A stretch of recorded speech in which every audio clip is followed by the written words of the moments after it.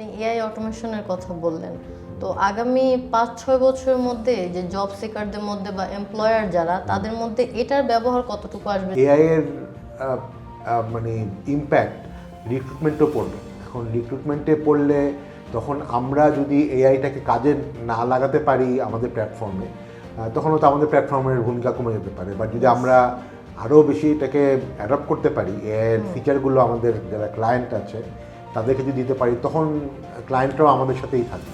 ইয়াংদের মধ্যে অন্টারপ্রেনারশিপ অপরচুনিটিটা কতটুকু দেখেন, যে ওদের মধ্যে অন্টারপ্রেনারশিপ হওয়ার ক্যাপাবিলিটা এবং আমাদের দেশের সেই অন্টারপ্রেনারশিপ বিল্ড করার ক্যাপাবিলিটা এটা কতটুকু আছে? এন্টারপ্রেনারশিপ ব্যাপারটাকে আসলে আমি অনেকে যেভাবে দেখে আমি ওইভাবে দেখি না। জুলাই অভ্যুত্থানটাও আমার কাছে কিন্তু এক ধরনের মানে সোশ্যাল এন্টারপ্রেনারশিপ আমি ওভাবে বলি আর কি। কেননা তারা তো আসলে একটা সিস্টেম থেকে বের হয়ে আসার চেষ্টা করেছে। প্রাইভেট সেক্টরে অনেকেই এরকমভাবে বলে যে আমার তো প্রাইভেট সেক্টরে জব সিকিউরিটিটা নাই। প্রাইভেট কোম্পানি হলেই যে প্রতি বছর বছর লোক ছাঁটাই করে তা কিন্তু না। হ্যাঁ, ইভেন কোভিডের সময়ও যদি বলেন বা গত 2-3 বছর আমাদের অর্থনীতি অনেক ঘাত প্রতিঘাতের মধ্যে দিয়ে গেছে, সেক্ষেত্রেও কিন্তু জব মানে চাকরি ছাঁটাই হয়েছে, একেবারে হয়নি তা না, কিন্তু হয়তো যেসব অনেক কোম্পানি বন্ধই হয়ে গেছে, তো তাদের ক্ষেত্রে হয়তো চাকরি গেছে।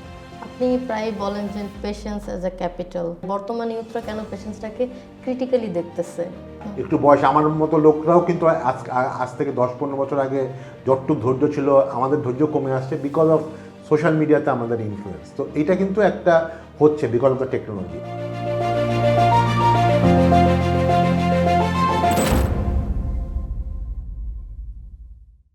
সুপ্রিয় দর্শক, ফাইন লাইনের নতুন পর্বে আপনাদের সবাইকে স্বাগতম। আজকে আমাদের সাথে আছেন mister AKM Fahim Masrur, founder and CEO BD jobs. আসসালামু আলাইকুম ভাই, কেমন আছেন? ভালো আছে। ধন্যবাদ আমাদেরকে এত ব্যস্ততার মধ্যে সময় দেওয়ার জন্য। আমাকে আমন্ত্রণ জানানোর জন্য ধন্যবাদ। বাংলাদেশে প্রায় 2 ডিকেডসের বেশি হয়ে যাবে বিডি জবস এর কাজ শুরু হয়েছে। আগে আমরা জব সেক্টরটাতে দেখতাম এটা সম্পূর্ণটাই news paper based recruitment process ছিল, যে নিউজ পেপারে একটাই আসতো যে এখানে ভ্যাকেন্সি আছে, ওখানে অ্যাপ্লাই করাটা। তো আপনি এই নতুন যে ধারণাটা, এটার পিছনে আছে ইন্সপিরেশনটা কোত্থেকে এলো? আমি যদি একটু পিছনে ফিরে তাকাই, মানে আমরা শুরু করি আসলে 2000 সালে, আজ থেকে প্রায় 25-26 বছর আগে। তো তখন আসলে অনেকেরই হয়তো মানে মানে আমাদের ইউজারদের অনেকে তখনও জন্মও নেয় নাই আর কি। তো বাট অনেকেরই হয়তো খেয়াল থাকতে পারে তখন বাংলাদেশ আসলে স্মার্টফোন তো ছিলই না, মানে ইন্টারনেট ব্যাপারটা খুব নতুন আসছিল। তো অনেকের হয়তো খেয়াল থাকতে পারে যে তখন মোডেম ছিল, বড় মোডেম। হ্যাঁ, তো খুব কম সংখ্যক মানুষই ইন্টারনেট ব্যবহার করতো, কিন্তু আমরা কিন্তু একটা জিনিস বুঝছিলাম যে ইন্টারনেট এমন একটা নতুন প্রযুক্তি আসছে যেটা আসলে সব কিছু পাল্টে দেবে। হ্যাঁ, এখন যেরকম আমরা এআই নিয়ে যেরকম চিন্তা করছি যে এআই এমনভাবে আসছে, যদিও ব্যাপারটা নতুন কিন্তু অনেক কিছুই পাল্টে দেবে ভবিষ্যতে। তো আমি যখন 25 বছর আগের কথা বলছি তখন internet itself was something like AI, এখন যেরকম এআই। তো আমরা বুঝছিলাম যে এটার যে শক্তি, এটা একটা ব্যাপক একটা বড় শক্তি। তো বাংলাদেশে তখন ইন্টারনেট যারা ব্যবহার শুরু করলো, হয়তো তখন কেউ কেউ ইমেল করতো, তখন সোশ্যাল মিডিয়া বা এগুলোও ছিল না। তো আমরা মনে হলো যে ঠিক আছে, আমাদের যারা বাংলাদেশে যারা ইন্টারনেট ব্যবহার করছে বা ভবিষ্যতে করবে তাদের জন্য আসলে কিছু ভ্যালুয়েবল সার্ভিস রাখা দরকার। তারা কি শুধু ইমেল করবে নাকি মানে হয়তো কিছু যদি তখন সার্চিং আসছিল বা শুধু এগুলি করবে, নাকি মানে তাদের প্রাত্যহিক জীবনযাপনের জন্য বা তাদের বেনিফিটের জন্য এমন কি সার্ভিস আসলে আসতে পারে। তো তখন আমরা মনে করলাম যে যেই গ্রুপটা সবচেয়ে বেশি ইন্টারনেট প্রথম দিকে অ্যাডপশন করে, তো ইয়াং গ্রুপ, তাদের কি দরকার। তাদের আসলে দেখলাম তাদের আসলে চাকরিটা একটা ভেরি ইম্পর্টেন্ট জিনিস। তারা তখন যে চাকরি খোঁজার জন্য বিভিন্ন পত্রপত্রিকা ঘাটাঘাটি করতো, লাইব্রেরিতে যেত, এটা এক্সপেন্সিভ ব্যাপার। তারপর যখন অ্যাপ্লাই করতো সেটাও একটা এক্সপেন্সিভ ব্যাপার, অ্যাপ্লিকেশন প্রিন্ট করে পাঠাতে হতো মেইল করে। তো তখন আমাদের কাছে মনে হলো ঠিক আছে, এই সার্ভিসটাকে আমরা একটু ডিজিটাইজ করি বা আরও সহজ করি সাধারণ মানুষজনের জন্য। তো তখন আমরা ওই যেটা শুরু করলাম প্রথম দিকে, কারণ তখন তো আসলে আমাদের কোম্পানি, এখন যেরকম কোম্পানি আমাদেরকে পে করে, তখন তো কোম্পানি তো কেন পে করবে, এরকম তো কোনো মানে আমরা যে আসলে এটা কাজ করবে সেটা তো কোম্পানিকে কনভিন্স করা ডিফিকাল্ট ছিল।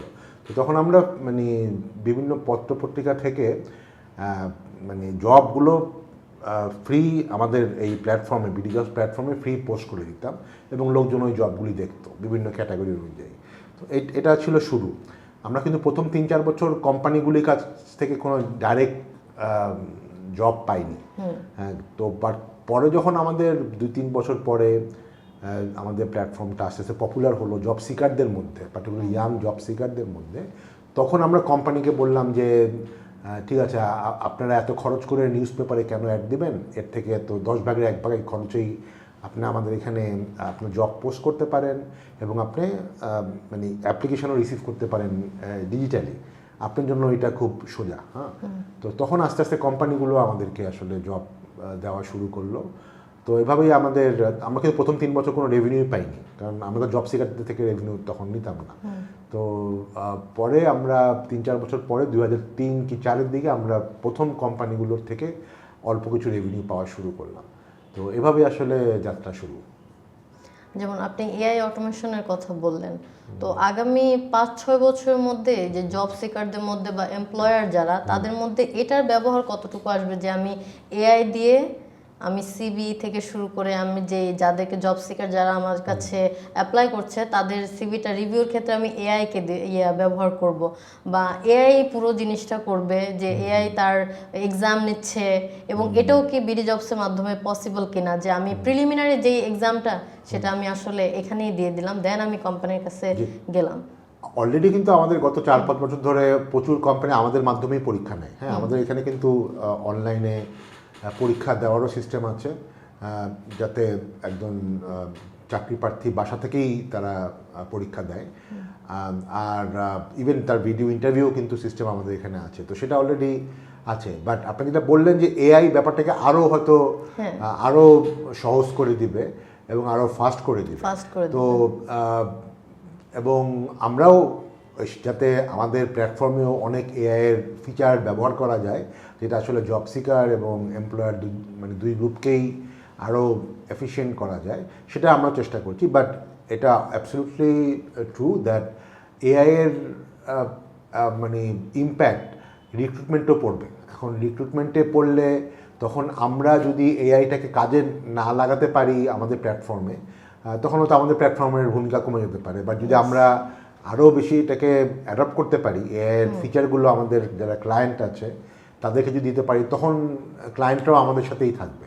তো মানে এআইটা আমাদের জন্য একটা একদিক দিয়ে যেরকম চ্যালেঞ্জ, আরেক দিক দিকে এটা it can be an opportunity also. তো দেখা যাচ্ছে 25 বছর হয়ে গেছে আপনার এন্টারপ্রেনারশিপ জীবনের, অথবা এর চেয়ে বেশি। তো আমাদের যারা ইউথ তারা জব সিকিংয়ের জন্য, তো আপনি আমাদের বর্তমান ইউথদের মধ্যে অলসো যা আফটার আপ্রাইজিং ইউথদের মধ্যে একটা নতুন চেতনা জাগছে কিছু করার, নতুন কিছু করার, তো আপনি ইয়াংদের মধ্যে এন্টারপ্রেনারশিপ অপরচুনিটিটা কতটুকু দেখেন, যে ওদের মধ্যে এন্টারপ্রেনারশিপ হওয়ার ক্যাপাবিলিটা এবং আমাদের দেশের সেই এন্টারপ্রেনারশিপ বিল্ড করার ক্যাপাবিলিটা এটা কতটুকু আছে? এন্টারপ্রেনারশিপ ব্যাপারটাকে আসলে আমি মানে অনেকে যেভাবে দেখে আমি ওইভাবে দেখি না। আমি আসলে মনে করি যে আমাদের দেশের যারা ইউথ তাদের মধ্যে এক ধরনের বিল্ট ইন একটা উদ্যম থাকে, যে তারা যে সবসময় ইভেন আপনি যদি দেখেন এই জুলাই অভ্যুত্থানটাও আমার কাছে কিন্তু এক ধরনের মানে সোশ্যাল এন্টারপ্রেনারশিপ আমি ওভাবে বলি আর কি। কেননা তারা তো আসলে একটা সিস্টেম থেকে বের হয়ে আসার চেষ্টা করেছে। কারণ একজন এন্টারপ্রেনার ধরনের কথা আমি নিজে যখন বিডি জবস চালু করলাম 25 বছর আগে, আমি কিন্তু নর্মালি যা আছে তার থেকে কিন্তু বের হয়েই এরকম একটা জিনিস করার চেষ্টা করেছিলাম। তো এরকম কিন্তু বাংলাদেশের মানে আমি মনে করি আমাদের দেশের অনেক দিক থেকে আমার পিছিয়ে আছে, কিন্তু এই যে এন্টারপ্রেনারশিপ এই যে এই আগ্রহটা বা এই জিলটা কিন্তু আমাদের অনেক কান্ট্রি থেকে বেশি। হ্যাঁ, আমরা কিন্তু আসলে ইন্ডিভিজুয়াল পার্সপেক্টিভে অনেক বেশি স্বাধীন চেতা, এবং স্বাধীন চেতা না হলে এন্টারপ্রেনার হওয়া যায় না। বিজনেস এন্টারপ্রেনারশিপ এক ধরনের, একটা তো আছেই। বাট ধরেন কথার কথা, আপনি ধরেন যেই ছেলেটা এখন উবার চালাচ্ছে, আপনি দেখবেন এখন অনেক কত ইউনিভার্সিটি থেকে বা কলেজ থেকে পাশ করে একটা ছেলে উবার চালাচ্ছে, সেও কিন্তু আমার দৃষ্টিতে এন্টারপ্রেনার। হ্যাঁ, একটা ছেলে হয়তো অনেক কষ্ট করে মানে ইতালিতে যাচ্ছে, আমরা জানি যে অনেক ক্ষেত্রে অনেক মানে সমুদ্র পাড়ি দিয়ে ইতালিতে যাচ্ছে, তো সেও কিন্তু আমার দৃষ্টিতে এন্টারপ্রেনার, কারণ সে তার নিজের ভাগ্য নিজেরকে তৈরি করার মানে সেটাই তার একটা চেষ্টা করছে। তো এই এই এই এই স্পৃহাটা কিন্তু একটা বড় ব্যাপার। তো সবাই যে আসলে অফিস করে একটা এন্টারপ্রেনার হবে বা কোনো জিনিসপত্র সরাসরি একটা রেস্টুরেন্ট দিবে তা তো না। সে তো অন্যভাবেও তার সার্ভিসটাকে বিক্রি করছে। হ্যাঁ, তো অতএব সেই পার্সপেক্টিভে আমি মনে করি আমাদের ইউথরা ওই দিক থেকে কোনো অংশেই কম না। এবং আমাদের দেশে অনেক ক্ষেত্রে সত্যি কথা বলতে যেটাকে বলে চাকরিটা তো আমাদের দেশে অনেক ডিফিকাল্ট। অফকোর্স সরকারি চাকরি একটা বড় চাকরি আমাদের দেশে এখনও প্রায় 17-18 লক্ষর মতো লোক সরকারি চাকরি করে। প্রাইভেট চাকরি যেহেতু আমরা মেইনলি প্রাইভেট চাকরি নিয়েই করি, বাংলাদেশে কিন্তু প্রাইভেট চাকরির মার্কেটটা অত বড় না। আমি যদি পার্শ্ববর্তী দেশ ভারতের কথাও চিন্তা করি, প্রাইভেট সেক্টর জব অপরচুনিটি আমাদের পাশের দেশের থেকে আমাদের দেশে কিন্তু অনেক কম। আমাদের দেশে প্রায় প্রতি বছর 7 থেকে 8 লক্ষ লোক গ্র্যাজুয়েট হচ্ছে বিভিন্ন ইউনিভার্সিটি কলেজ থেকে। এই 7-8 লাখের মধ্যে মাত্র হয়তো চাকরি করে, যেটাকে আমরা ফর্মাল চাকরি বলি, 1 থেকে 1.5 লাখ লোকের বেশি চাকরি কিন্তু আমাদের গভর্নমেন্ট চাকরি বলি বা প্রাইভেট সেক্টরে বলি হয় না। তো বাকি 4-5 লাখ লোক এদের অনেকে হয়তো বেকার থাকছে, বাট এর মধ্যে অনেকেই কিন্তু নিজেকে মানে এন্টারপ্রেনার, যেই অর্থে আমি এন্টারপ্রেনার বলছি, নিজেকে কিছু করা, হ্যাঁ, নিজের মতো করে কিছু করা। অন্য আমি কবে কে আমাকে চাকরি দিবে সেটার জন্য বসে না থেকে নিজের থেকেই কিছু করা, সেটা কিন্তু করছে আমাদের ইয়াংরাই এটা করছে। আদারওয়াইজ সোসাইটিতে তো আসলে মানে সোসাইটি ভেঙে পড়তো, তাই না? এখনও তো সে আসলে এই যে দেখেন আপনি এই গত কয়েক সপ্তাহ আগে যে অয়েল ক্রাইসিস গেল, এই ছেলেপেলেরাই কিন্তু যারা মানে বাইক রাইড করছে তারা কিন্তু ঘন্টার পর ঘন্টা 10-12 ঘন্টা থেকে কিন্তু তারা তেল নিচ্ছে কেন? তারা কিন্তু আসলে যাতে তাদের সংসারটা চালাতে পারে। হ্যাঁ, তারা কিন্তু মানে হাল ছেড়ে বসে থাকতে পারতো যে না তেল নাই অতএব আমি কিছু করব না। কিন্তু তাদের মধ্যে যে এই যে এক ধরনের মানে টিকে থাকার সংগ্রাম, হ্যাঁ, সেটা কিন্তু সেটাই আসলে এন্টারপ্রেনারশিপ আমার দৃষ্টিতে। তো এই প্রাইভেট সেক্টরের কথা যেহেতু বললাম যে আমাদের দেশে প্রাইভেট সেক্টরে এখনো অনেক কম দেখা যাচ্ছে, তো এটার মেইন রিজনটা কি? যে প্রাইভেট সেক্টরে অনেকেই মানে এরকমভাবে বলে যে আমার তো প্রাইভেট সেক্টরে জব সিকিউরিটিটা নাই। তো এই জব সিকিউরিটিটা কেন বিল্ড হচ্ছে না? বা অনেকেই প্রাইভেট সেক্টরে জব সিকিউরিটি নেই, আবার অনেক বছর যাবৎ কাজ করতেছে দেখা যাচ্ছে। তো এই জব সিকিউরিটি, এটা আমাদের জব সিকারদের মধ্যে এবং এমপ্লয়াররা এই ডিফারেন্সটা কোথায় তৈরি হচ্ছে? যে তারা এমপ্লয়াররা কোথা থেকে এইটা বুঝাতে পারছে না যে নতুন গ্র্যাজুয়েট যারা আছে যে এই জবটা সিকিউর না, যে কোনো সময় চলে যাবে। আচ্ছা, এই যে জব সিকিউর না, এই কনসেপ্টটা কিন্তু অনেক ক্ষেত্রেই ঠিক না। হ্যাঁ, আমি খুব কম ক্ষেত্রে দেখেছি, যেহেতু আমরা এই সেগমেন্টেই কাজ করি গত 25 বছর ধরে। প্রাইভেট কোম্পানি হলেই যে প্রতি বছর বছর লোক ছাঁটাই করে তা কিন্তু না। হ্যাঁ, ইভেন আপনি যদি দেখেন এই গত মানে ইভেন কোভিডের সময়ও যদি বলেন বা গত 2-3 বছর আমাদের অর্থনীতি অনেক ঘাত প্রতিঘাতের মধ্যে দিয়ে গেছে, সেক্ষেত্রেও কিন্তু জব মানে চাকরি ছাঁটাই হয়েছে, একেবারে হয়নি তা না, কিন্তু হয়তো যেসব অনেক কোম্পানি বন্ধই হয়ে গেছে। হ্যাঁ, মানে অনেকে হয়তো আগে স্বৈরাচারের সময় অনেক সুবিধা নিয়েছিল, তারা বন্ধ হয়ে গেছিলো, তাদের ক্ষেত্রে হয়তো চাকরি গেছে, কিন্তু নর্মালি বেশিরভাগ কোম্পানির ক্ষেত্রে কিন্তু চাকরি ওরকম যায়নি। হ্যাঁ, অনেক ক্ষেত্রে ছোট ছোট যারা ব্যবসা আছে তাদের ব্যবসা হয়তো বিভিন্ন কারণে বন্ধ হয়ে গেছে, তখন তো তার তো আসলে লোক মানে কীভাবে রাখবে, স্যালারি দিবে কেমন করে। বাট ফর্মাল অর্গানাইজেশন কিন্তু খুব যে বেশি চাকরি গেছে তা না। এখন সমস্যাটা হচ্ছে আমাদের এখানে কম্পেয়ার করে অনেক ক্ষেত্রে জব সিকাররা যে না আমার এই বন্ধুটা তো সরকারি চাকরি করে, দেখা যায় যে সে তো তার কোনো কাজ করুক আর না করুক তার আসলে মানে বছরে প্রমোশন হচ্ছে, স্যালারি বাড়ছে। তো প্রাইভেট সেক্টরটা কিন্তু অনেক কম্পিটিটিভ। হ্যাঁ, সেক্ষেত্রে সে যদি পারফর্ম না করতে পারে তার ক্ষেত্রে হয়তো তার প্রমোশনটা হয় তার পারফরমেন্সের উপর ভিত্তি করে, এবং এক ধরনের প্রেশার থাকে সবসময় ওটার জন্য। হ্যাঁ, অতএব গভর্নমেন্ট জবের সাথে কিন্তু প্রাইভেট সেক্টরের জবের কম্পেয়ার করলে হবে না। তো সেটা আমার কাছে মনে হয় একটা ব্যাপার।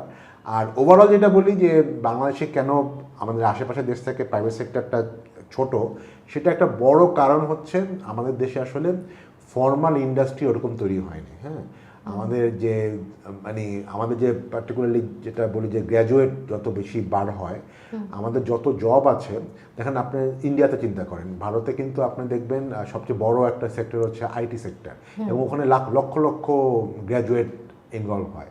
বাংলাদেশে কিন্তু আমাদের আইটি সেক্টরটা কিন্তু, যেহেতু আমি নিজে আইটি সেক্টরে আছি জানি, অনেক ছোট। হ্যাঁ, আমাদের এখানে প্রতি বছর 30-40 হাজার শুধুমাত্র প্রোগ্রামার আইটি ইঞ্জিনিয়ার বার হয়, কিন্তু আমাদের এখানে তাদের জন্য 5-10 হাজারের বেশি জব নাই। হ্যাঁ, তো এই জন্য আসলে আমাদের যে সাপ্লাইটা, গ্র্যাজুয়েট সাপ্লাইটা আসলে যে গ্র্যাজুয়েট ডিমান্ডের থেকে অনেক বেশি। এই জন্য আসলে এই আমরা যেটা বলি ইউথ আনএমপ্লয়মেন্ট, গ্র্যাজুয়েট আনএমপ্লয়মেন্ট, এটার মেইন কারণটা কিন্তু আসলে সাপ্লাই ডিমান্ডের মধ্যে ম্যাচ অনেক ক্ষেত্রে হয় না। আপনি প্রায় বলেন যে পেশেন্স অ্যাজ এ ক্যাপিটাল।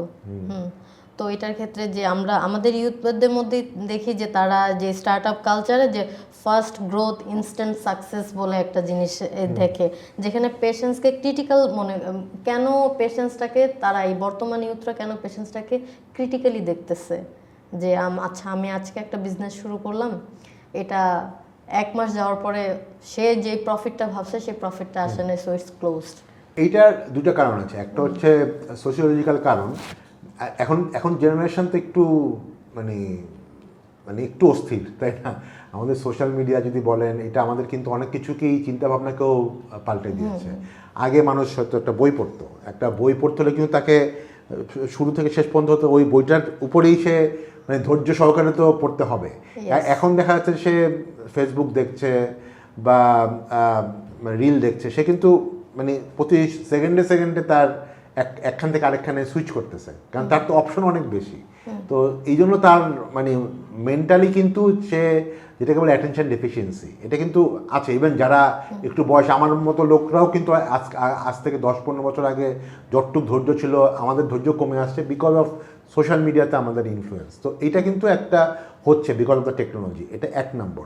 আর 2 নম্বরটা হচ্ছে আরেকটা ব্যাপার, সেটা হচ্ছে দেখেন কেন ধৈর্য অনেক ক্ষেত্রে আমাদের যারা ইয়াংরা, সে দেখা যাচ্ছে যে আমাদের গত আসলে 15-20 বছর ধরে এটা নিয়ে আমরা সবসময় যেটা মানে কথা বলি, যে এখানে আসলে দেখা যায় যে অনেক অযোগ্য লোক শুধুমাত্র হয়তো পলিটিক্যাল প্যাট্রোনাইজেশন বলি বা অন্য কোনোভাবে বলি, অল্প সময়ে বড়লোক হচ্ছে। ধরেন কথার কথা একটা আমাদের চোখের সামনেই তো দেখা যাচ্ছে যে কিছুই করছে না, মানে মানে সে কোনো কিছু না করেই ব্যাংক থেকে টাকা সামাও পলিটিক্যাল কারণে জোগাড় করে অনেক বড়লোক হয়ে গেছে, আসে গাড়ি কিনছে, এটা করছে। তো এটা তো আমাদের সোসাইটিতে ওরা থাকে। তো তখন দেখা যাবে যে যেই ছেলেটা বা মেয়েটা কোনো কিছু মানে আসলে কোনো কিছু করতে চায়, সে কম দেখে যে আসলে ও তো আসলে কোনো কিছু না করেই খুব সহজেই বড়লোক হয়ে যাচ্ছে। হ্যাঁ, তো বাট এই যে কোনো কিছু বিল্ড করা, কোনো বিল্ড করে একটা জিনিসকে সাকসেসে আনা, এই জিনিসটা কিন্তু সে আশেপাশে দেখছে না। আশেপাশে সে দেখছে যে কারা সাকসেসফুল, তারাই সাকসেসফুল যারা মানে শর্টকাট ওয়েতে এটা করছে। এবং এটা আমাদের রাষ্ট্রই এই ব্যাপারটা করে দিয়েছে, কিন্তু এটা আসলে অনেকেই বুঝে না যে এই সুবিধাটা আসলে খুব কম সংখ্যক লোকই পায়। এই হয়তো 1% লোক পাচ্ছে, কিন্তু 1% লোক তো আবার ভিজিবল। অতএব লোকে আসলে মানে যদি দেখতো যে না সবাই কষ্ট করে বিল্ড করে সাকসেসফুল হচ্ছে, তাহলে সেও মনে করতো যে this is the right way. কিন্তু যখন সে দেখবে যে না আমাদের সোসাইটিতে এরকম লোক বেশি ভিজিবল, যারা আসলে খুব শর্টকাটে অনেক বেশি সাকসেসফুল হয়ে যাচ্ছে, তখন কিন্তু সেও মনে করছে যে তার কাছে ধৈর্য ব্যাপারটার গুরুত্ব কম থাকছে। জুলাই অপারেশন থেকে দেখেছি যে as a business person, entrepreneur, আপনি দেখা গেছে যে অ্যাক্টিভ একটা পার্টিসিপেশন আপনার এখানে আমরা দেখেছি, এবং আপনি প্রায় রিফর্ম নিয়ে কথা বলছেন। তো আপনি কি এখন সেই রিফর্মটা দেখতে পাচ্ছেন যেটার আশা ছিল তখন আফটার দ্য আপরাইজিং, এবং ওই রিফর্মটা ইনস্টিটিউশন রিফর্ম বলে, ইকোনমিক রিফর্ম বলে, এটা ঠিক এখন কোন পর্যায়ে আছে?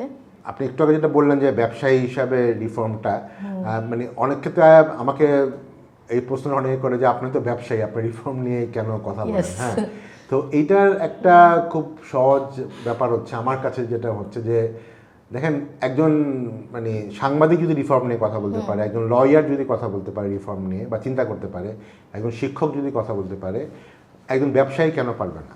ব্যবসায়ী তো ওই দেশের নাগরিক। আমার আশেপাশে কি হচ্ছে সেটা তো আমাকেও ইম্প্যাক্ট ফেলবে, তাই না? আমার সন্তানদেরও ইম্প্যাক্ট ফেলবে। তো ওই পার্সপেক্টিভে আমার কাছে মনে হয় বাংলাদেশের যে কোনো নাগরিকই রিফর্ম নিয়ে তার চিন্তা করা উচিত, রিফর্ম নিয়ে তার যদি কোনো কথা থাকে সেটা বলা উচিত। আচ্ছা, আপনি যেই কোশ্চেনটা করেছিলেন যে আমি কি হ্যাপি অ্যাবাউট অর মানে আমি কতটুকু সন্তুষ্ট রিফর্ম প্রসেস নিয়ে, অফকোর্স মানে আমার ধারণা বাংলাদেশের বেশিরভাগ মানুষই রিফর্ম নিয়ে কিছুটা বর্তমান পার্সপেক্টিভ একটু হতাশায় ভুগছে। কারণ আমরা আসলে যে জুলাইয়ে 2024-এ যেই আপরাইজিংটা হয়েছিল তা তো শুধুমাত্র একজন লোককে বা প্রধানমন্ত্রীকে সরানোর জন্য না, সেটা তো একটা সিস্টেমকে সরানোর জন্য।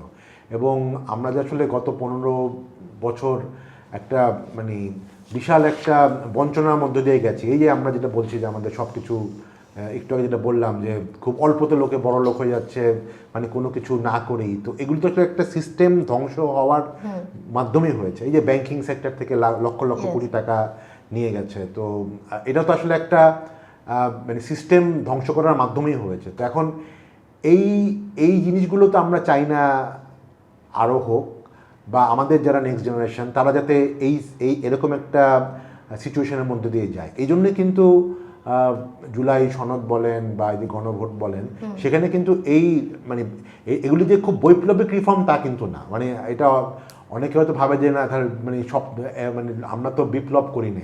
আমি এগ্রি করছি, হয়তো আমরা বিপ্লবের স্পিয়ার হয়তো আমাদের সবার মধ্যেই আছে, বাট হয়তো জুলাইয়ে ওই লেভেলের বিপ্লব হয়নি। কিন্তু যেই রিফর্মগুলো সেগুলো কিন্তু খুব মিনিমাম রিফর্ম আকাঙ্ক্ষা। ধরেন কথার কথা আপনার বিচার বিভাগ স্বাধীন হবে, এটা তো আসলে কোনো বৈপ্লবিক আকাঙ্ক্ষা না, এটা খুবই সাধারণ একটা ব্যাপার। পৃথিবীতে বেশিরভাগ দেশই গণতান্ত্রিক দেশেই বিচার বিভাগ স্বাধীনভাবে কাজ করে। আপনার দুদক যাতে স্বাধীনভাবে হয়, এটাও তো খুব মানে সাধারণ বেসিক একটা পাওয়ার ব্যাপার, তাই না? অতএব মানে গণভোটের মাধ্যমে যেই বা জুলাই সনদে যেই ব্যাপারগুলো সম্পর্কে এসছে, এগুলি কিন্তু আসলে মানে খুবই সাধারণ একটা রাষ্ট্র যাতে সুন্দরভাবে সুষ্ঠুভাবে নাগরিকদের কাছে দায়বদ্ধভাবে চলতে পারে, সেটাই জন্য একটা রিফর্মের ব্যাপার। তো সেই ব্যাপারগুলো কিন্তু আমরা দেখছি যে আমরা মানে আনফর্চুনেটলি গণভোটের যে রায়গুলো ছিল সেগুলি কিন্তু ইমপ্লিমেন্ট হয়নি। মানে ইলেকশন হলো প্রায় 2.5 মাস হয়ে গেল, আমরা কিন্তু কোনো অগ্রগতি দেখছি না। এবং মোস্ট প্রবাবলি হয়তো এই রিফর্মগুলো যেভাবে হবে, কিছু যে হবে না তা না, হয়তো সংবিধানে কিছু সংশোধন হবে, বাট যেইভাবে আমরা চেয়েছিলাম বা সাধারণ নাগরিকরা চেয়েছিল বলেই তো তারা গণভোটে হা ভোট দিয়েছে, এবং হা ভোট প্রায় 70% লোক কিন্তু দিয়েছে। অতএব এটা এমন না যে শুধুমাত্র কিছু লোক এই রিফর্মগুলি চাচ্ছে, সাধারণ বাংলাদেশের বেশিরভাগ মানুষই কিন্তু এই রিফর্মগুলো চাচ্ছে। তো বাট সোফার আমরা দেখছি যে সেটার ব্যাপারে যে রাজনৈতিক দলটা এখন বর্তমানে ক্ষমতায় আছে, ওনাদের কমিটমেন্টটা সেই পরিমাণ আমরা দেখছি না। তো এখন রিফর্মের দিক থেকে রিফর্ম যেহেতু দেখা গেছে আমরা ঠিক এক দশকের চেয়ে বেশি একটা 15-16 বছর একটা সময়ের মধ্যে দিয়ে কাটানো হয়েছে, যেখানে অনেক কিছুরই পরিবর্তন হয়েছে, এবং ওই রিফর্মটা এখন দরকার, যেটা ওই সময় লোকজন পায় নাই।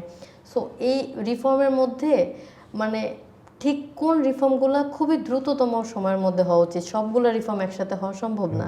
এটা আমরা দেখছি যে এটা প্রায়োরিটাইজ করা রিফর্মকে, যে প্রায়োরিটি বেসিসে এই রিফর্মগুলো আমাদের খুব দ্রুত আনা উচিত, এরকম কিছু রিফর্ম। সেটাই আর কি, মানে কিছু রিফর্ম আছে একেবারে না করলেই নয়, এবং আমরা হয়তো তখন ব্যাপারটা হবে যে আমরা উই আর গোয়িং ব্যাকওয়ার্ড। হ্যাঁ, একটু আগে যেটা বললাম যে বিচার বিভাগ, হ্যাঁ বিচার বিভাগ এমন একটা জায়গা, মানে আমরা তো আসলে এটা খুব সাধারণ ব্যাপার যে রাষ্ট্রের 3টা অংশ আছে, তাই না? একটা হচ্ছে আইন বিভাগ, একটা হচ্ছে এক্সিকিউটিভ মানে যেটা সরকার, আর একটা হচ্ছে বিচার বিভাগ। এখন এই 3টা তো আসলে কাজ করতে হবে। এখন যদি বিচার বিভাগটা সরকারের পার্ট হয় তাহলে কিন্তু কোনো কিছুই চলবে না। হ্যাঁ, তখন দেখা যাবে যে মানে যেভাবে শেখ হাসিনা দেশ চালাতো, যে মানে কোনো একটা জিনিস করলে একজন লোককে যদি সে মনে হতো যে সে সরকারের ক্রিটিসিজম করতেছে, তাকে বিচার বিভাগকে দিয়েই মানে তাকে হ্যারাস করা হতো, তাকে মানে জামিন দেওয়া হতো না, বছরের পর বছর আটকে রাখা হতো।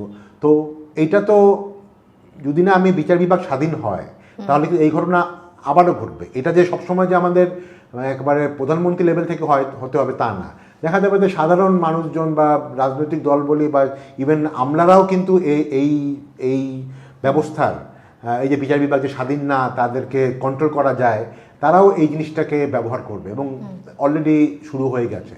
তো এই জিনিসগুলো, হ্যাঁ। তারপরে আবার যেমন বলি দুদক তো আসলে আমি মনে করি দুদকের মতো একটা অর্গানাইজেশন, দুর্নীতি দমন কমিশনের মতো একটা অর্গানাইজেশন, বা যে পাবলিক সার্ভিস কমিশন বলি, বা অডিটর জেনারেলের মতো অর্গানাইজেশন, এগুলি আসলে সরকারকে বেশি হেল্প করবে। কারণ সরকার তো at the end of the day একটা পলিটিক্যাল সরকার চাবে কি, যাতে সে আবারও ইলেক্টেড হতে পারে, তাই না? এবং তার জন্য যদি কোথাও না কোথাও ভুল করে থাকে, তার আমলাতন্ত্র ভুল করুক বা তার নিজস্ব দলের লোকজন ভুল করুক, সেটা যাতে অ্যাকাউন্টেবল করা যায়। এবং সেই জন্যই কিন্তু দুদকের মতো অর্গানাইজেশনগুলোকে সবাই স্বাধীন রাখে।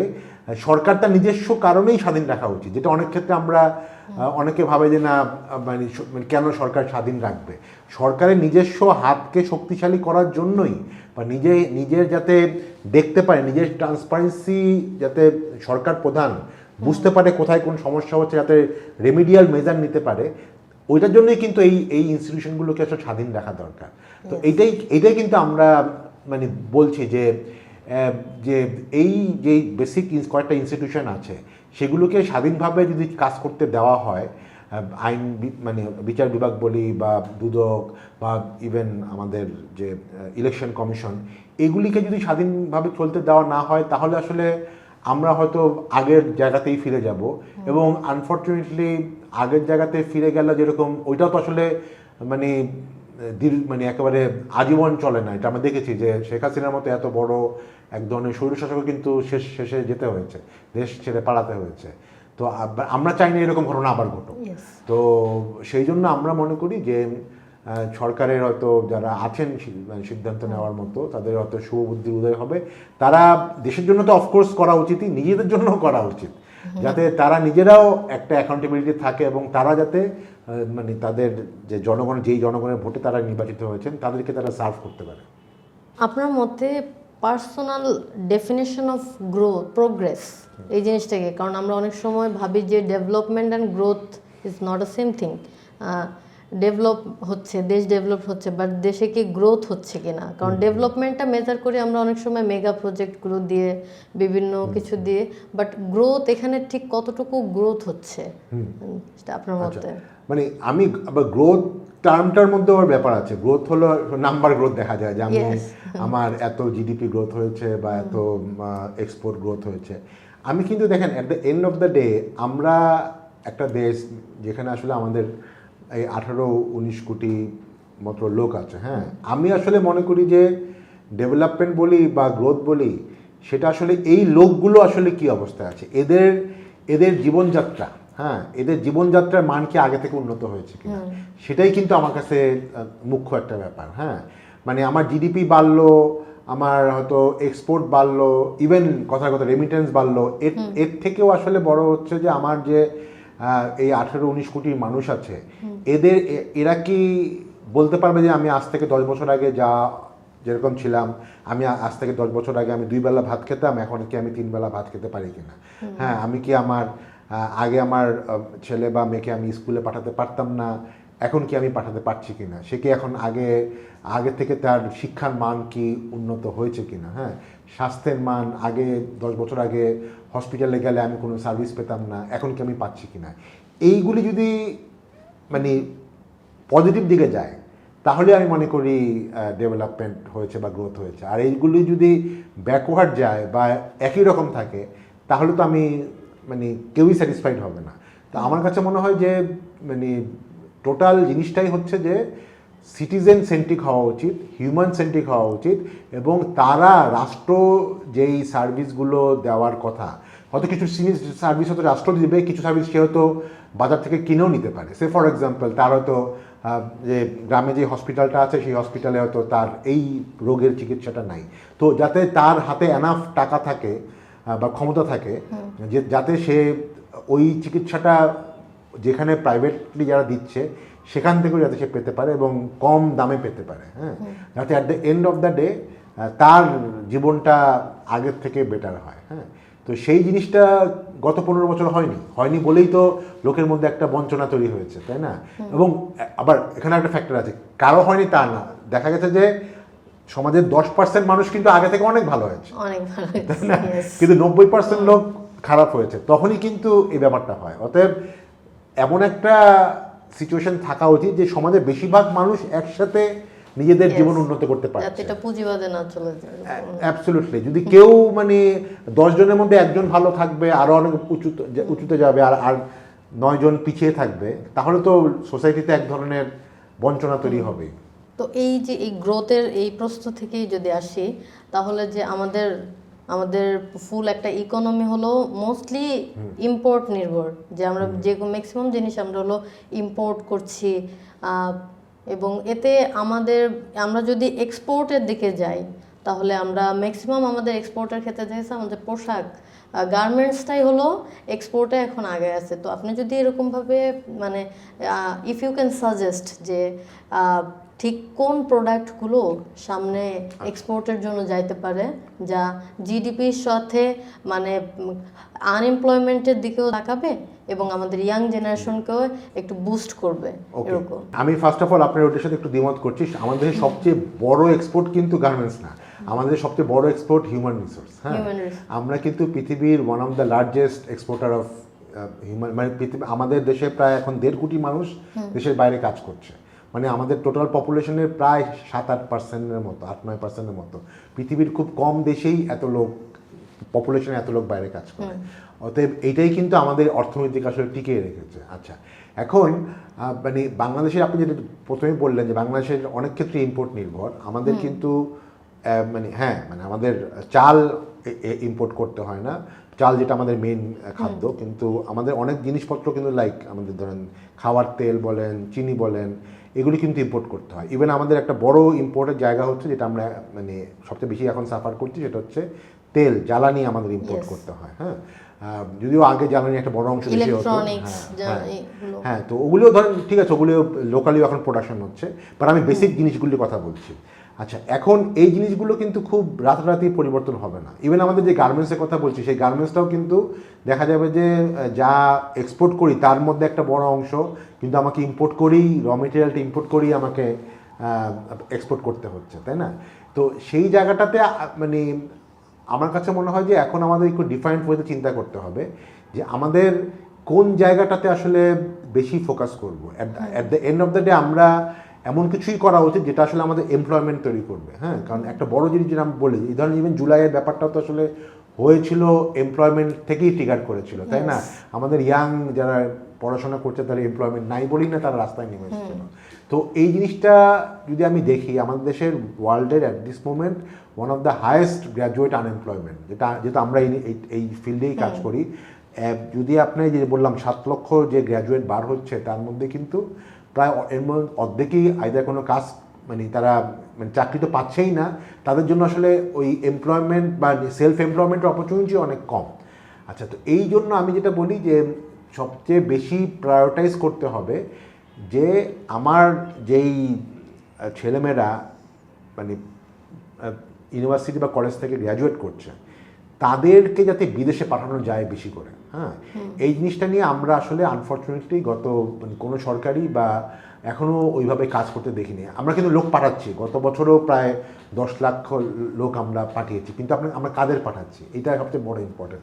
আপনি দেখবেন যে সকল লোকজন একেবারেই মানে পড়াশোনার দিক থেকে অনেক নিচের দিকে, হ্যাঁ মানে ধরেন ক্লাস 5 পাস বা সেটাও পড়েনি, তাদেরকে আমরা পাঠাচ্ছি সৌদি আরবে বা ওই সকল কান্ট্রি। ওখানে কিন্তু তারা কোনো ধরনের মানবতার জীবনযাপন করছে। তারা কিন্তু ওখানে যে স্যালারি পাচ্ছে ওইটা ওইখানে না, যে সে যদি লোকালি কৃষিকাজ করতো বা শহরে তারা যদি কোনো কাজ করতো, হ্যাঁ, সে কিন্তু বেটার থাকতো। কিন্তু তাকে একটা স্বপ্ন দেখানো হয়েছে যে তুমি সৌদিতে যাও, তোমার একটা সোশ্যাল একটা মানে প্রেস্টিজ বাড়বে। হ্যাঁ, তো দেখা যাবে সে জমি জমা বিক্রি করে সব কিছু করে সৌদিতে যাচ্ছে, বাট অনেক ক্ষেত্রে সে ফেরত আসতেছে, ওখানে প্রতারিত হচ্ছে, এবং ওখানে যদি থাকেও সে ওখানে একেবারেই আপনার খোঁজ নিয়ে অনেকে আমরা দেখছি মানবতার জীবনযাপন করছে, একেবারে স্লেভের মতো জীবনযাপন করছে। তো আমরা কি আসলে এই ওই যে একটু আগে যেটা বললাম, আমার তো তার জীবনযাত্রা তো ভালো হয়নি, সে দেশে থাকলে সে আরও একটু বেটার থাকতো, তাই না? তো আমি কি তাহলে দেখতে হবে যে আমি প্রতি বছর 10 লাখ লোক বিদেশে যাচ্ছে, আমি কি এভাবেই বিদেশে লোক পাঠাবো, নাকি এই 10 লাখ লোক দরকার হলে আমার 5 লাখ লোকই যাক, কিন্তু যেই 5 লাখ লোক বাইরে যাবে তারা কি আরও বেটার লাইফের জন্য যাবে কিনা? হ্যাঁ, যে লাইফটা সে এখানে ডিফিকাল্ট। তো সেটার জন্য আমার করতে হবে যেটা শিক্ষিত লোকজনকে দেশের বাইরে পাঠাতে হবে। শিক্ষিত বলতে আমি যেটা বললাম যে প্রতি বছর যে 7 লাখ আমার গ্র্যাজুয়েট বার হচ্ছে, এর একটা বড় অংশকে বাইরে পাঠাতে হবে। এখন ওই একটা বড় অংশকে বাইরে পাঠাতে হলে তাকে তো স্কিল আপ করতে হবে। কয়েকটি স্কিল আছে, তারও তো কিছু টেকনিক্যাল বা ভোকেশনাল স্কিল করতে হবে, এবং তার একটা মানে আমাদের যেই দেশে লোক দরকার, আমাদের মতো যেই লোকজন দরকার, ইয়াং লোক দরকার, তাদের আসলে একটা বড় জায়গা হচ্ছে তারা বেশিরভাগ জায়গায় ইংরেজিতে, ওখানে ইংরেজি চলে না, লাইক জাপান বলেন, সাউথ কোরিয়া বলেন। তো আমার এখানে ফরেন ল্যাঙ্গুয়েজ শেখাতে হবে, আমরা কিন্তু সব এখনো ইংরেজি শেখাচ্ছি। আমাকে এখন শেখাতে হবে তাকে জাপানিজ, আমাকে শেখাতে হবে তাকে সাউথ কোরিয়ান ল্যাঙ্গুয়েজ। হ্যাঁ, তো এগুলি যদি আমরা চিন্তা করতে পারি তাহলে কিন্তু আমরা, যেমন ইভেন আমি উদাহরণ দিই, নেপাল আমার থেকে অনেক ছোট একটা দেশ। নেপাল গত বছর জাপানে 1 থেকে 1.5 লক্ষ লোক পাঠিয়েছে, আর বাংলাদেশ পাঠিয়েছে মাত্র 10,000 লোক। কেন? আমরা তো ইচ্ছা করলে নেপাল যেভাবে যেই কাজগুলি করছে, যেভাবে স্কিল আপ করে লোক পাঠাচ্ছে, হ্যাঁ, আমরা কিন্তু ওই প্রসেসটাই ফলো করতে পারি। হ্যাঁ, ইভেন ফিলিপিন্স দেখেন, ফিলিপিন্স কিন্তু সারা ওয়ার্ল্ডে তারা তাদের হেলথ কেয়ার প্রফেশনালস পাঠাচ্ছে, এবং তাদের মানে একটা নেপালিজ বা একটা ফিলিপিন্সের যেই অ্যাভারেজ ইনকাম বাংলাদেশে যারা যাচ্ছে সৌদিতে অনেক অনেক বেশি, এবং তাদের জীবনটা কিন্তু আগে থেকে অনেক বেটার হচ্ছে। তো আমি মনে করি আমাদের এই যে এক্সপোর্ট আমরা করব, হিউম্যান এক্সপোর্ট করব, কিন্তু এই হিউম্যান এক্সপোর্টের মানে প্যাকেজটা বা হিউম্যান এক্সপোর্টের যে কম্পোজিশনটা উই নিড টু চেঞ্জ, এবং সব কিছুই ডিপেন্ড করবে আমরা তাদেরকে স্কিল আপ করতে পারছি কিনা, তাদেরকে ওয়ার্ল্ড মার্কেটের জন্য তৈরি করতে পারছি কিনা। আদারওয়াইজ আমরা সবসময় লো লেভেলের লোক পাঠাবো, তাদের মানে হিউম্যান ডেভেলপমেন্ট হবে না, মানবতার জীবনযাপন করবে। ইভেন আমরা যে গার্মেন্টস এক্সপোর্ট করি, আমরা গার্মেন্টস এক্সপোর্ট করেও কিন্তু দেখবেন আপনার গার্মেন্টস শ্রমিকরাও সবসময় বলছে যে আমরা আমাদের মজুরি পাই না, গার্মেন্টস যারা ওনার তারাও বলছে যে আমরা প্রফিট পাই না। কেননা আলটিমেটলি আসলে মানে আমাদের দেশে তো আসলে যেটা বললাম যে এনার্জি ইম্পোর্ট করতে হয়, ইলেকট্রিসিটির দাম বেশি, হ্যাঁ, গ্যাসের দাম বেশি, তারপরে আমার এখানে ল্যান্ডের দাম বেশি। তো আমরা আসলে ম্যানুফ্যাকচারিং আমরা করব, কিন্তু ম্যানুফ্যাকচারিংয়ের আসলে আমাদের লিমিটেশন আছে। আমাদের এখানে ল্যান্ড কম, এনার্জির সমস্যা আছে, এবং এই ইরান যুদ্ধের পরে এই প্রবলেমটা আরও বেশি চলে আসছে। তো অতএব আমাদের এখন একটা হোলিস্টিক ওয়েতে আমরা যেভাবে চলছি, যদি সেভাবে চলতে থাকি আমাদের খুব বেশি ডেভেলপমেন্ট হবে না। আমাদের একটু মানে গোড়া থেকে চিন্তা করতে হবে যে আমরা আমাদের যে অ্যাপ্রোচ সোফার ফলো করছি সেটা কি আমরা কতটুকু পাল্টাতে পারি। আরেকটা জিনিস দিয়ে আমি এইটা শেষ করি, আমার কাছে মনে হয় ওয়ার্ল্ড যেহেতু খুব আনসার্টিন হয়ে যাচ্ছে, এবং যেটা দেখা যাচ্ছে যে যুদ্ধ বিগ্রহ লেগেই আছে, এনভায়রনমেন্টাল অনেক ইস্যু হবে, আমরা যদি আমাদের অ্যাটলিস্ট বেসিক জায়গাটা যে খাদ্য নিরাপত্তা যদি আমরা না ঠিক করতে পারি, হ্যাঁ, যেমন ধরুন কথার কথা আমার এনার্জি হয়তো অনেক ক্ষেত্রেই পারবো না, কারণ আমাদের তো আসলে মাটির তলে হয়তো তেল নাই, মাটির তলে গ্যাস নাই, কিন্তু আমাদের খাদ্য যেটা আমরা করি, আমাদের খাদ্যর কিন্তু নিরাপত্তার এখনও অনেক কিছু ব্যাপার। যেমন ধরুন কথার কথা আমরা পেঁয়াজ কিন্তু আগে ইম্পোর্ট হতো আমার ইন্ডিয়া থেকে, এখন কিন্তু আমরা অলমোস্ট চেষ্টা করে সেলফ সাফিসিয়েন্ট। হ্যাঁ, তো এরকম আমরা কিন্তু ইচ্ছা করলে অন্যান্য জিনিসও আমরা আসলে সেলফ সাফিসিয়েন্ট হওয়ার মতো ক্যাপাবিলিটি আমার আছে, কিন্তু সেটার জন্য আমাকে এগ্রিকালচারে ইনভেস্ট করতে হবে। এগ্রিকালচারে আমাদের যেই তরুণরা আছে তাদেরকে নিউ টেকনোলজি নিয়ে আমাকে, আজকাল কিন্তু ইভেন এগ্রিকালচারেও এআই ব্যবহার হয়, তাই না, এগুলি ব্যবহার করে কিন্তু আমি এগ্রিকালচার প্রোডাকশনও বাড়াতে পারি এবং আমার ফুড সিকিউরিটি আনতে পারি। তো এই সবগুলি নিয়েই আসলে আমাদের নতুনভাবে চিন্তা করতে হবে। ট্র্যাডিশনাল ওয়েতে আসলে করলে আমাদের সামনে কিন্তু আরও বড় বড় অর্থনৈতিক এবং সামাজিক বিপর্যয় হয়তো ফেস করতে হবে। আচ্ছা, দুইটা কথা এই কথার মধ্যে আসলো, সেটা হলো যে আমরা বললাম যে আমাদের এক্সপোর্টের হিউম্যান রিসোর্সটা সবচেয়ে বেশি, তো আমাদের এটা হলো যে আমরা লেবার এক্সপোর্ট করছি, করছি, বাট এই আমরা খুব লো লেভেলের হ্যাঁ, এই আমরা যে লেবার এক্সপোর্ট করছি, এই লেবার আমাদের দেশ আমাদের এই লেবারদের কতটুকু সিকিউরিটি দিচ্ছে, হ্যাঁ, অথবা আমাদের যে স্কিলড যেই লোকগুলোকে পাঠাবো যারা গ্রাজুয়েট হয়ে বের হচ্ছে স্কিল সহ তাদের, কিন্তু তাদের মধ্যে ম্যাক্সিমামে ফেরত আসছে না। আমি কিন্তু তাদের যে ফেরত আসতেছেন এই ব্যাপারটাকে অনেকের মতো খারাপভাবে দেখি না বা নেগেটিভলি দেখি না। আমি মনে করি যে তারা যদি বাংলাদেশে অতিরিক্ত মানে সারপ্লাস লেবার হয়ে গেছে, হ্যাঁ, তারা যদি একটা দেশে যায়, যে কোনো দেশে, হয়তো ইউরোপে যাচ্ছে কেউ, হয়তো অস্ট্রেলিয়া যাচ্ছে, জাপানে যাচ্ছে, চায়নায় যাচ্ছে, কোরিয়া যাচ্ছে, ওইখানে যে যদি তার সেই মানে তার জীবনযাপনটাকে উন্নত করতে পারে। হ্যাঁ, শুধু তার না, তার ফ্যামিলিকেও উন্নত করতে পারে। অনেকে তো তার ফ্যামিলিকেও নিয়ে যাচ্ছে, তাই না? তো ওটা যদি করতে পারে আমি তো হ্যাপি। পৃথিবীতে আপনি যদি ভারতের কথা চিন্তা করেন, ভারতে কিন্তু একটা বড় অংশ লোক কিন্তু সারা ওয়ার্ল্ডে তারা আছে এবং তারা বেশ ভালো করছে। এবং আলটিমেটলি যেটা হয় তখন তারা কিন্তু যখন বিদেশে যায়, they can also contribute in the country, not only economically, সোশ্যালিও এবং পলিটিক্যালিও। হ্যাঁ, আপনি দেখবেন এইবারের এই জুলাইয়ের সময় কিন্তু দেশে তো অনেক আন্দোলন হয়েছে, অনেকে রাস্তা নেমেছে, দেশের বাইরে থেকেও কিন্তু ওনারা কন্ট্রিবিউট করেছে, তাই না? ইভেন আপনি যদি দেখেন এবার যে দেখলেন যে প্রবাসী ভোট, হ্যাঁ ব্যালট ভোট, এখানে কিন্তু এবার হিউজ পরিমাণ লোক কিন্তু তারা ব্যালট মানে অংশ নিয়েছে। অর্থাৎ দে ওয়ান্ট অলসো মানে কন্ট্রিবিউট পলিটিক্যালি। অতএব এটা কিন্তু আমাদের একটা স্ট্রেংথ। বাংলাদেশ যখনই কোনো ইন্টারন্যাশনাল সমস্যায় পড়ে, ইভেন দেখেন আপনি ভারতের ক্ষেত্রে, আমেরিকাতে কিন্তু ভারতের মানে যে স্ট্রং লবি, এটা কিন্তু এনআরআই যেটাকে আবার নন রেসিডেন্ট ইন্ডিয়ানরাই এটা কিন্তু ওটা করে।